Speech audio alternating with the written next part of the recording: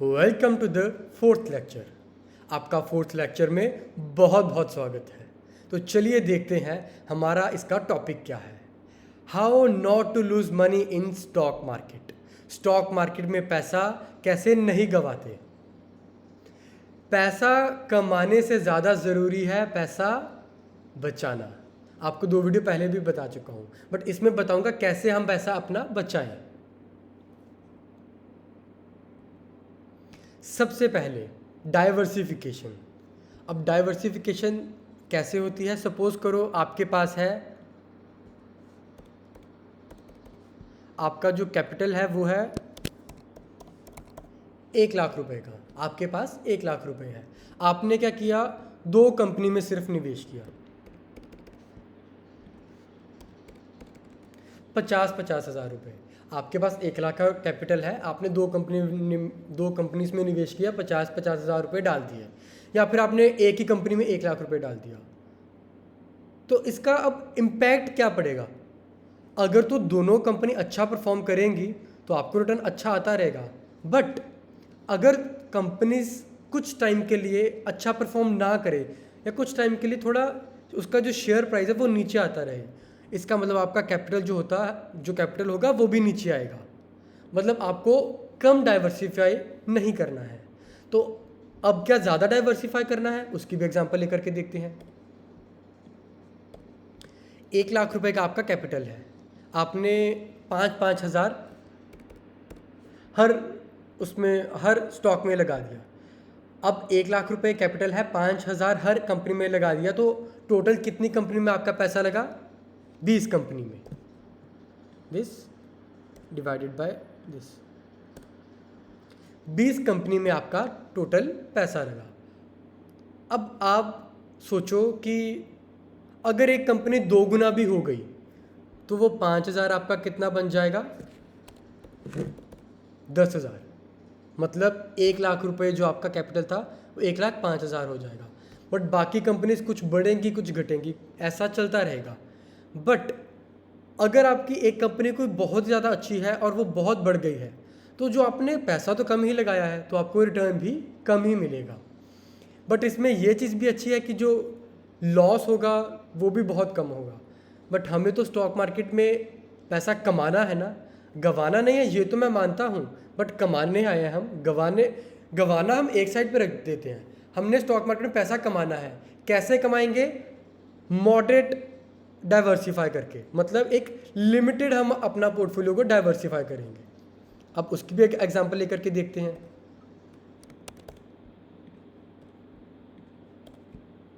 अब सपोज करो आपका कैपिटल है 1,00,000 रुपए का ही, आप 5 से लेकर 10 कंपनीज के बीच में निवेश करते हो। अब मैं एक सपोज कर लेता हूं कि आपने 5 कंपनी में निवेश किया, तो आपका जो हर कंपनी में पैसा लगा वो कितना लगेगा, 20,000 रुपये। हर कंपनी में आपने निवेश किया 20,000 रुपये। अगर 20,000 मैं सब में लिख देता हूँ,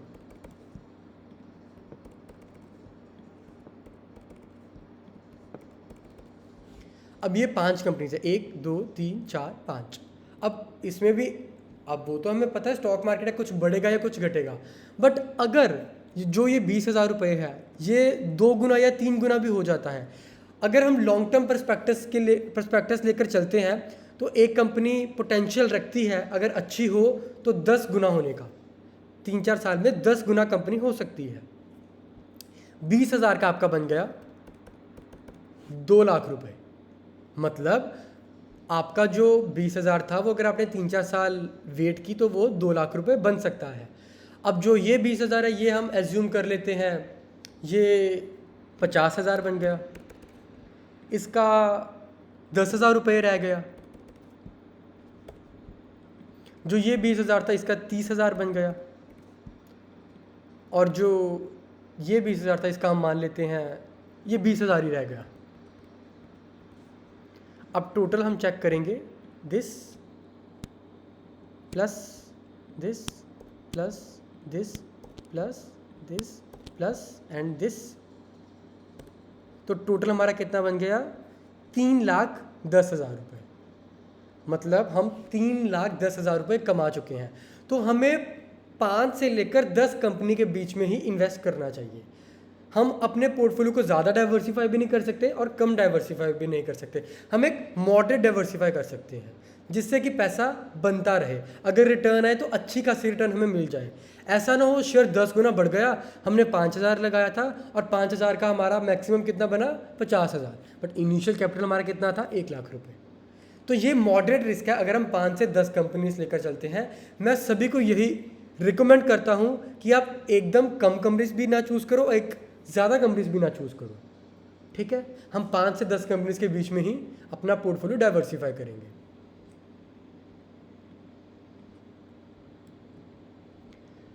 उसके बाद पैसा हमने कैसे नहीं गंवाना है, हमें अपने इमोशन कंट्रोल करने पड़ेंगे। हम आम मर्रा की ज़िंदगी में हमारे पास 9 रस होते हैं, हैप्पी, सैड, ग्रीड, फियर, अलग अलग तरह के 9 तरह के टोटल रस होते हैं। बट लेकिन स्टॉक मार्केट में सिर्फ 2 तरह के ही इमोशन होते हैं, ग्रीड और फियर। स्टॉक मार्केट में हैप्पीनेस, सैडनेस ये चलता रहता है, बट जो मेन जो इमोशन इसमें होते हैं वो होता है ग्रीड और फियर। ये कैसे होता है?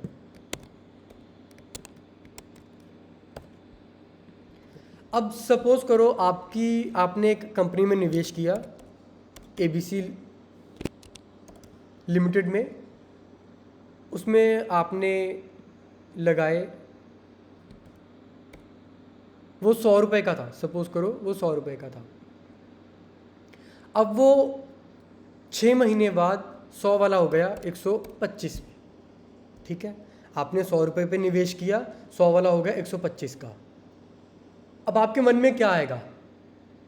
आपके मन में 2 चीज़ें आएंगी, या तो मैं होल्ड करूं इस चीज़ को, या तो मैं वेट करूं कि ये हो सकता है कि 2 गुना हो जाए शेयर मेरा अगले 6 महीने में। इसको हम बोलेंगे, आपके मन में ग्रीड आ गया।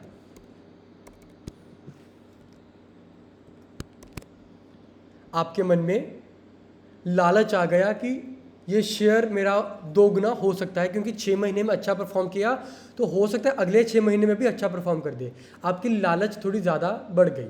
बट उसी टाइम आपके मन में ये एक डर भी आया, फियर भी आ गया कि अगर ये 100 वाला 90 रह गया, फिर 100 में तो मैंने ले लिया था, 6 महीने में 125 हो गया, ये मतलब 25% ये ज़्यादा बढ़ गया। अगर ये 125 पे हम 125 वाला है, अगर ये नीचे आ गया तो फिर मैं ऐसे ही अपने आप को कोसता रहूँगा कि काश 125 पर बेच ही देता। हम स्टॉक मार्केट में हमेशा रिग्रेट करते हैं और ये एक्चुअल फैक्ट है, क्योंकि हमें तो नहीं पता 125 का अब 200 होने वाला है या 125 का 90 आ जाएगा। एक डिसीजन ही है जो हमें लेना पड़ता है। अब डिसीजन अगर इन दोनों को हटा कर के लें, अगर हम ग्रीड साइड पर रख दें और फियर साइड पर रख दें और अपना दिमाग चलाएं और ये फोकस करें कि कंपनी अच्छी है, कंपनी रिटर्न आगे भी बढ़िया देगी, तो फिर तो मैं होल्ड करूँगा। फिर 125 वाला मैं 200 क्या 2000 तक भी होल्ड करूँगा। बट अगर कंपनी में कुछ आपको लगे कि अब मेरे को कंपनी में ना कुछ गड़बड़ दिख रही है, या फिर कोई और ऐसी कंपनी मिल गई जो इस कंपनी से भी ज़्यादा अच्छी है। अब सपोज करो XYZ लिमिटेड आपको और भी अट्रैक्टिव दिख रही है ABC लिमिटेड से ज़्यादा। आपको लगता है अगर इसमें निवेश करूंगा तो इसमें शायद ज़्यादा मेरा रिटर्न बन जाए as compare to ABC limited में।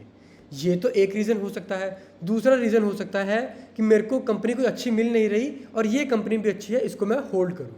इसका मतलब आपने अपना दिमाग चलाया, आपने इमोशन कंट्रोल किया, उसके बाद जाके आप सक्सेसफुल होगे कि नहीं होगे ये आगे फ्यूचर ही बताएगा। पर आपको फियर और ग्रीड को अपनी दिव्य दृष्टि से दूर दूर रखना है। ग्रीड और फियर के साथ आप स्टॉक मार्केट में कभी भी सक्सेसफुल नहीं बन पाओगे। क्लियर है आपको?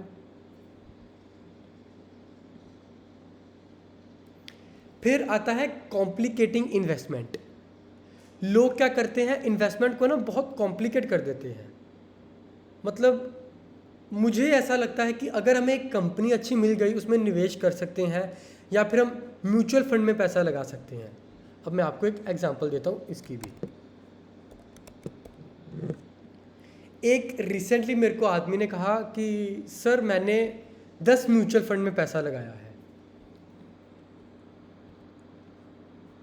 टोटल 10 म्यूचुअल फंड में पैसा लगाया है। अब म्यूचुअल फंड वाले आपको 12 से लेकर 15% के बीच में रिटर्न देंगे हर साल की। आपने अब क्या किया, 10 म्यूचुअल फंड में पैसा लगा दिया, इसका मतलब 10 अलग अलग कंपनीज हैं जिसमें आपने पैसा लगाया। 1 2 3 4 5 6 7 8 9 10।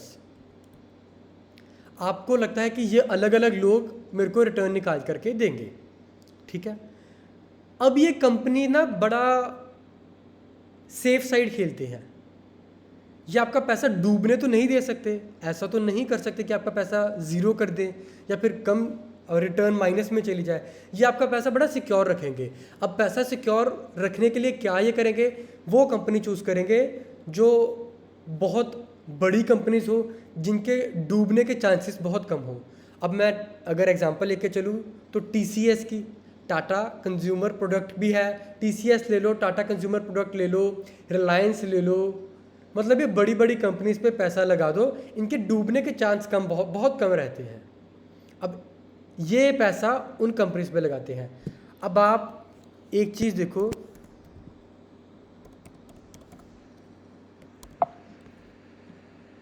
ये जो म्यूचुअल फंड चला रहा है, ये भी रिलायंस में पैसा लगाएगा, ये भी, ये भी, ये भी, और ऐसे करके सभी रिलायंस में पैसा लगाएंगे, या फिर कोई TCS पे लगाएगा। हम ये देख करके चल रहे हैं जिनका मार्केट कैपिटल बहुत ज़्यादा होता है ना, ये ज़्यादातर उनमें पैसा लगाते हैं ताकि आपका जो लॉस है वो कम हो, प्रॉफिट है वो मॉडरेट सा हो, 12 से 15% रिटर्न आपको साल की आ जाए। अब अगर हर कंपनी रिलायंस में पैसा लगा रही है तो आपका क्या फ़ायदा हुआ 10 म्यूचुअल फंड में पैसा लगाने का। उन्होंने अपनी जो इन्वेस्टमेंट है खुद ही कॉम्प्लिकेट कर दी, क्योंकि 10 म्यूचुअल फंड है, वो 10 के 10 ही रिलायंस में पैसा लगाएंगे और उसके बाद कोई वो कंपनी में पैसा लगाएंगे, फिर से अब सपोज करो ये TCS पे लगाएंगे, ये भी TCS पे लगाएंगे, ये भी TCS पे, और ये भी TCS पे, टाटा कंसल्टेंसी सर्विस पे, इन चारों ने पैसा लगाया। अब ऐसे करते करते सभी ज़्यादातर चांस यही रहते हैं कि कंपनियां वही चूज़ करते हैं जो बहुत बड़ी हो, जिनके डूबने के चांसेस बहुत कम हो।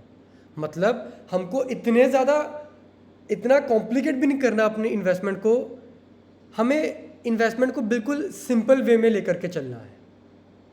ऐसा नहीं हम बहुत ज़्यादा ले लें, ऐसा भी नहीं हम बहुत कम ले लें। ये एक तरह से डाइवर्सिफाइंग ही है। डाइवर्सिफाई आपको अच्छी तरह से करना है। डाइवर्सिफाई गलत हो गया किसी भी कारण तो लॉस आपको ही झेलना पड़ेगा।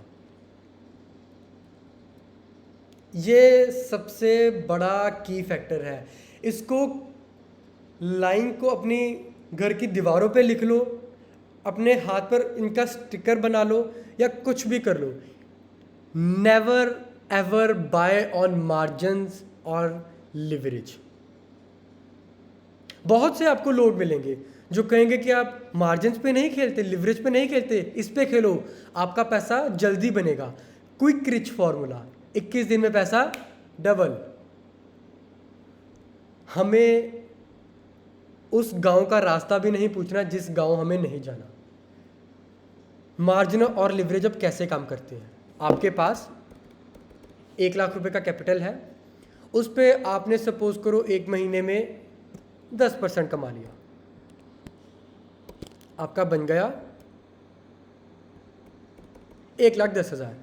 अब आपको कोई रिकमेंड कर रहा है कि आपका जो 1 लाख का कैपिटल है आप लिवरेज लो इसकी, मतलब आप अगर 1 लाख रुपए है, लिवरेज होता है इतने टाइम्स आप ज़्यादा पैसा निवेश कर सकते हैं। मतलब आप कर सकते हो, सपोज करो किसी कंपनी ने कहा है कि आप 20 गुना लिवरेज ले सकते हो। अब 20 गुना का मतलब 20 लाख रुपए, 1 2 3 4 5 टोटल 6 जीरो, मतलब 1 लाख का 20 लाख तक कर सकते हो। और अगर 20 लाख का 10%, 20 लाख का 10% कितना हो गया अब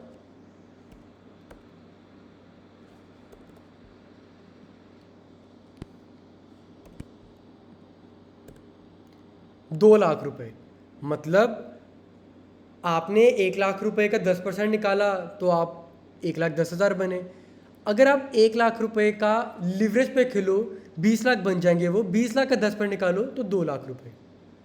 इसका क्या मतलब हुआ, हम अपने ब्रोकर से या फिर जिससे भी हम ट्रेड कर रहे हैं उस पर क्या हम करते हैं, लिवरेज ले लेते हैं कि हम, और हमारे पास पैसा तो कम है बट लेकिन हमारा ब्रोकर वो लिवरेज बढ़ा देता है और हम उतने टाइम बड़ा खेल लेते हैं। यही एक कारण है कि आम आदमी कह लो या नया बिगनर कह लो या फिर कुछ वो लोग भी कह लो जो बहुत देर से स्टॉक मार्केट में है, वो इस कारण लॉस करते हैं क्योंकि वो लिवरेज पे खेलते हैं। लिवरेज का मतलब मेरे पास पैसा तो कम पड़ा है पर मैं ज़्यादा पैसे से खेलना चाहता हूँ। आज तक कोई ऐसा पैदा नहीं हुआ कि कम पैसे से, उसके पास कम पैसा है, ज़्यादा पैसे खेलकर अच्छी और बड़ी रिटर्न कमा गया वो। जितना पैसा है चादर उतनी फैलाओ ताकि आपका पूरा शरीर ढक जाए उसके साथ। ऐसी कोई कहावत है ना। आप उतना ही खेलो जितना पैसा आपके पास है। ऐसा नहीं कि मैं लिवरेज पे खेलूंगा, मैं बहुत बड़ा पैसा कमाऊंगा, 21 दिन में पैसा डबल हो जाएगा मेरा, ऐसा कुछ भी नहीं है। आप लिवरेज और मार्जिन पे मत खेलो। हो सकता है आप एक बार ही जीत जाओ पर दूसरी तीसरी बार उनको आप पैसा वापस देकर ही जाओगे क्योंकि आपका ग्रीड शुरू हो जाएगा उस टाइम पर। क्लियर हो गया आपको मार्जिन और लिवरेज क्या होता है अब?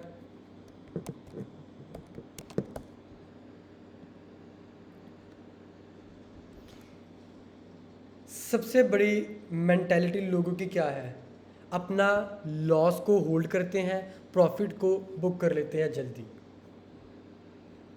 लॉस को होल्ड करना और प्रॉफिट को बुक करना बेवकूफ़ ट्रेडर कहूँगा या बेवकूफ़ इन्वेस्टर कहूँगा।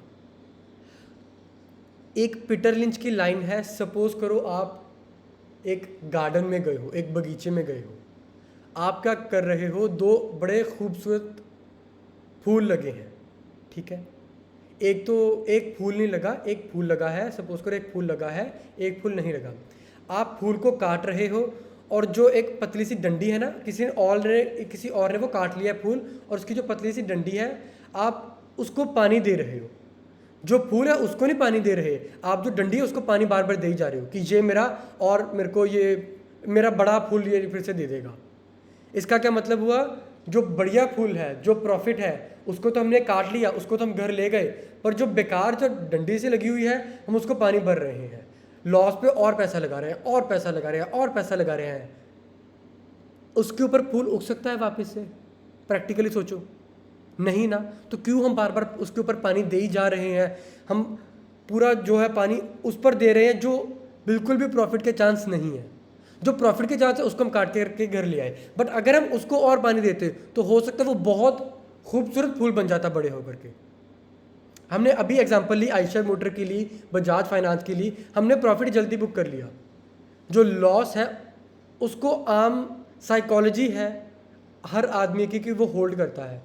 हमें लॉस को होल्ड नहीं करना, नहीं करना, नहीं करना।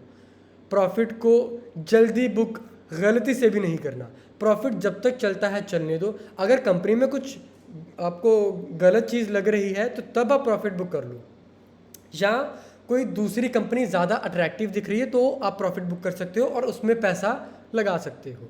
और लॉस को कभी होल्ड नहीं करना। मैं फिर से बोल रहा हूँ, मैं बार बार इसलिए बोल रहा हूँ क्योंकि मुझे पता है आप ये सारा कोर्स कंप्लीट करोगे, उसके बाद स्टॉक मार्केट में जाओगे और आप यही गलती दोहराओगे, उसके बाद फिर मेरे पास आओगे, सर अब बताओ मेरा प्रॉफिट क्यों नहीं हो रहा। लॉस को होल्ड नहीं करना, प्रॉफिट को बुक जल्दी नहीं करना। लॉस को जल्दी कट करना है, प्रॉफिट को जल्दी हमने पानी देना है, जल्दी बड़ा करना है प्रॉफिट को अपना। क्लियर है?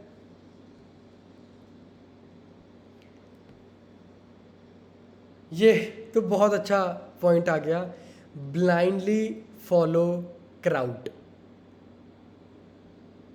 अंकल के ड्राइवर से हम नॉलेज लेते हैं और उसकी नॉलेज से हम शेयर बाज़ार में निवेश करते हैं। अगर कोई आदमी शेयर बाज़ार में निवेश नहीं कर रहा ना, और आपको सब लोग कह रहे हैं उसमें निवेश करो, जो शेयर बाज़ार में खुद निवेश नहीं कर रहा वो आपको सलाह दे रहा है, इसका मतलब कहीं ना कहीं पूरी दुनिया एक ही स्टॉक के पीछे भाग रही है। हमें वो नहीं करना, क्योंकि जिसकी जितना ज़्यादा क्राउड होता है ना, क्राउड ब्लाइंडली एक ही चीज़ को फॉलो करता है।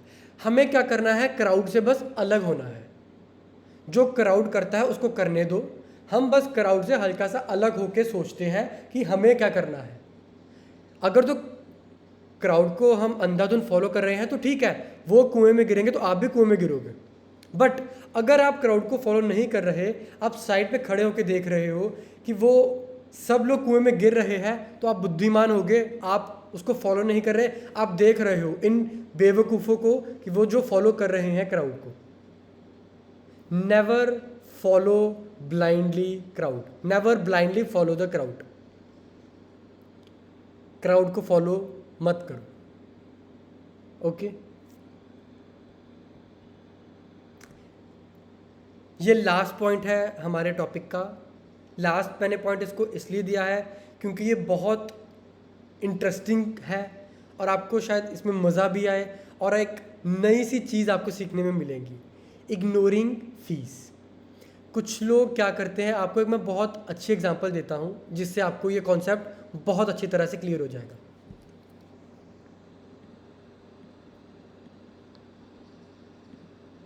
हम चलते हैं एनएससी की साइट पे।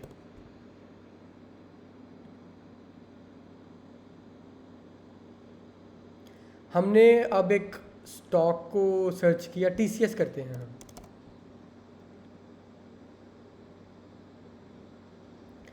अब इधर बाइंग क्वांटिटी आती है, बाय प्राइस आता है, सेल प्राइस आता है और सेल क्वांटिटी आती है। मतलब आपको मैं अभी बताता हूँ, इनको सब कॉपी करके आपको एक्सेल पे बड़े क्लियरली समझाता हूँ।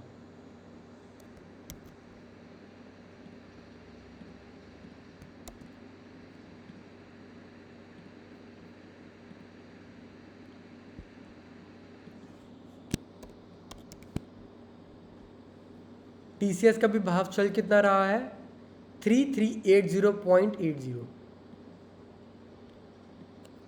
3380.80। अब सबसे पहले हम ज़्यादातर जो लोग होते हैं एक वर्ड यूज़ करते हैं एलटीपी। एलटीपी क्या होता है, लास्ट ट्रेडेड प्राइस। मतलब जो लास्ट पे प्राइस ट्रेड हुआ है उसको हम बोलते हैं एलटीपी। और लास्ट पे कौन सा प्राइस ट्रेड हुआ है इनमें से, जो ये चल रहा है, मतलब ये वाला, इसको हम बोलेंगे लास्ट ट्रेडेड प्राइस। अब जो बाय क्वांटिटी है, बाय प्राइस है, सेल प्राइस है, सेल क्वांटिटी है। अब जो खरीदना चाहता है इसको, अब लास्ट कितना हुआ 3380.80। अब जो इसको खरीदना चाहता है वो खरीदना चाहता है 3380.05 पे। जो खरीदना चाहता है वो कम में खरीदना चाहता है, और जो बेचना चाहता है वो कितने पे बेचना चाहता है, 3380.80 पे। बाइंग क्वांटिटी 37 है, सेलिंग क्वांटिटी 35 है। ये पहले मतलब जो पहले 37 क्वांटिटी है वो 3380.05 पे बिकेगी, उसके बाद 3380 पर, अब फिर ये फिर ये फिर ये। अब हमें क्या लगता है कि 37 क्वांटिटी जिसने बाय करनी है वो शायद एक ही आदमी होगा। अब वो हो सकता है एक ही आदमी हो, बट ये भी हो सकता है कि 5, 15, 10 और 7, ये 4 अलग बायर हैं।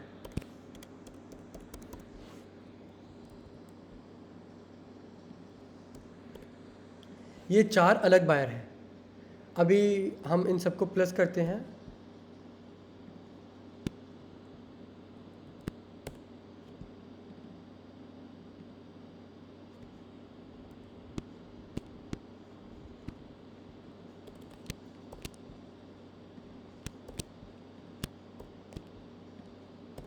टोटल कितना बना 37। मतलब जो बाय क्वांटिटी 37 है, इस प्राइस पर खरीदना चाहते हैं, टोटल कितने बने 37। मतलब ये 4 अलग अलग बायर खड़े हैं। अभी फर्स्ट ट्रेड किसका होगा, मतलब फर्स्ट अगर जिसने इस प्राइस पर पैसा, अब ये चारों चाहते हैं कि मुझे इस प्राइस पर खरीदने को मिल जाए, ठीक है, इस प्राइस पर मुझे जो भी सेलर आएगा इस प्राइस पर मेरे को बेच डाले। अब सबसे पहले किसको मिलेगा? जिसने सबसे पहले अपनी बिड डाली होगी या सबसे पहले जिसने इस प्राइस पर मांगा होगा। सपोज करो इसने फर्स्ट पर मांगा, अब फर्स्ट प्रेफरेंस इस आदमी को मिलेगी। हो सकता है सेकंड ये हो, थर्ड ये और फोर्थ ये। मतलब ये 4 अलग अलग लोग हैं जो एक ही प्राइस पर खरीदना चाहते हैं। अब सेलर्स का भी वैसे ही है। अब 35 है 10 10 10 और 5, ये हम एज्यूम करते हैं ये फर्स्ट पर है, ये सेकंड, ये थर्ड और ये फोर्थ।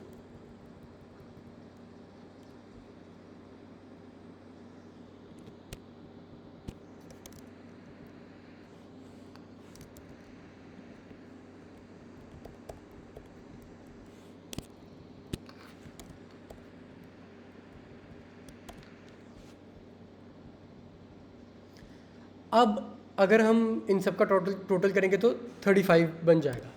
क्लियर है आपको? अब ये जो लोग हैं, अब इसने सबसे पहले इसको दिया था, मतलब अगर कोई चीज़ ट्रेड होती है, अगर सबसे पहले इस भाव पर या इस प्राइस पर या इस प्राइस पर ट्रेड होगा तो सबसे पहले इनमें से किसको मिलेगा? जिसने फर्स्ट पे ट्रेड किया। इनमें से किसको मिलेगा? जिसने इधर फर्स्ट में ट्रेड किया। अब जो आपको चीज़ मैं सिखाना चाहता हूँ,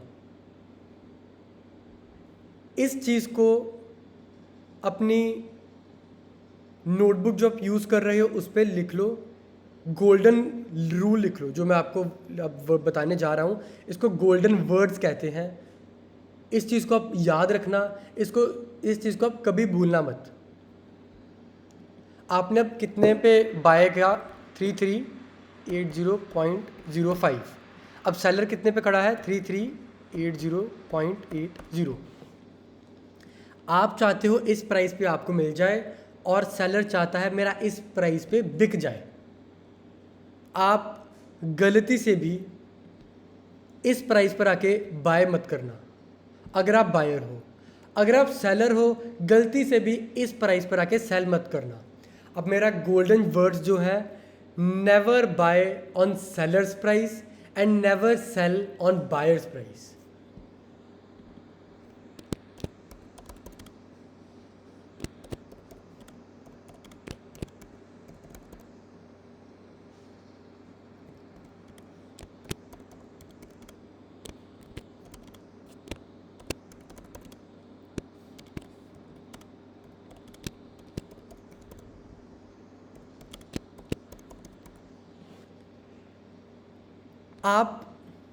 आपको मैं बताता हूँ, एक होती है इम्पैक्ट कॉस्ट जो आपको हर ट्रांजैक्शन पर लगती है। आप शेयर प्राइस अगर दूसरे के कहने पे अगर आप बेच रहे हो, अगर आपने बाय किया और सेलर्स के भाव पे बेच रहे हो, तो मतलब आपकी इम्पैक्ट कॉस्ट थोड़ी ज़्यादा लगेगी। मतलब जो इम्पैक्ट कॉस्ट है, आप इम्पैक्ट कॉस्ट ज़्यादा तो नहीं लगेगी, इम्पैक्ट कॉस्ट जो लगेगी आप उसको बचा लोगे।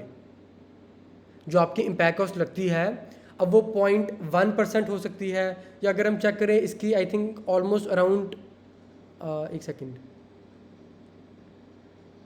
0.1% के अराउंड होगी आई थिंक। हाँ, 0.1%। अगर आपने सेलर्स के प्राइस पे बाय किया, आपको 0.10% की आपको इम्पैक्ट कॉस्ट पड़ेगी। 0.10% का मतलब अगर आपने एक दिन में 5 ट्रेड लिए तो कितनी बनी? 0.50%। और यही टोटल 20 दिन लगा के किया तो कितनी बन गई? 10%। इसका क्या मतलब हुआ? आपने 10% इम्पैक्ट कॉस्ट में ही अपने गंवा दिए। आपने अपने 10% इम्पैक्ट कॉस्ट पर ही गंवा दिया पैसा। हमें अब बचना कैसे है? हमें कैसे अपने पैसे सिक्योर करने हैं? कैसे इम्पैक्ट कॉस्ट हम कम से कम कर सकें, या फिर हम कैसे इसको बचा सके? हमें बिड डाल के बस बैठ जाना है। ये 95% लोग क्या करते हैं स्टॉक मार्केट में, जो हारते हैं या फिर बड़ी ना एग्रेसिव होते हैं स्टॉक मार्केट में लोग, एग्रेसिवली बाइंग कर लेते हैं, एग्रेसिवली सेलिंग कर देते हैं। जो उनके सामने भाव आता है, जो उनके सामने प्राइस आता है, उसी प्राइस पे वो जल्दी पकड़ लेते हैं, उसी प्राइस पे जल्दी बेच देते हैं। हमें गलती से भी ये गलती नहीं करनी। क्या कहा मैंने ये कहा, हमें गलती से भी ये गलती नहीं करनी। हमें बाय कब करना है, जब हमारा प्राइस आ जाएगा। हमें सेल कब करना है, जब कोई इसको बाय कर लेगा। क्लियर है आपको? इम्पैक्ट कॉस्ट का बचाने का तरीका सिर्फ यही है कि जो आपका प्राइस है उसी पर खड़े रहो। क्लियर है आपको? सो आई थिंक आपको ये सारे टॉपिक क्लियर है। आप एक बार इन सब की रिवीजन करना, अपना कुछ आधा घंटा 1 घंटा इन सभी वीडियोस को जो मैंने समझाया है, आप खुद प्रैक्टिकली इसको ट्राई करना। ये मैं सबको बोल रहा हूँ। NSE की साइट है, आप कोई भी शेयर चूज़ कर सकते हो। मैं आपको एक और करके दिखा देता हूँ, जैसे रिलायंस,